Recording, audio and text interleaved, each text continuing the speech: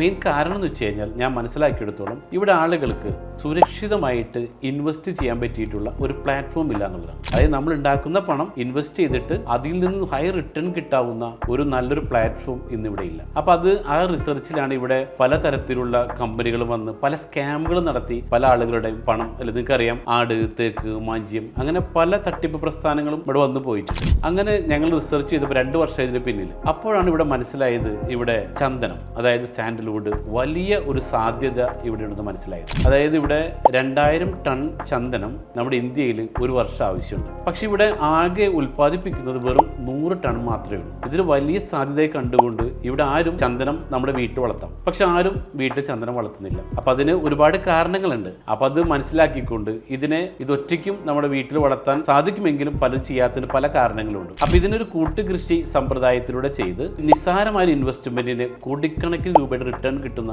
ഒരു big budget ആക്കിക്കൊണ്ട് അത്തരത്തിലുള്ള വലിയ റിട്ടേൺ കിട്ടുന്ന ഒരു പ്രൊജക്റ്റാണ് സാൻഡൽവുഡ്.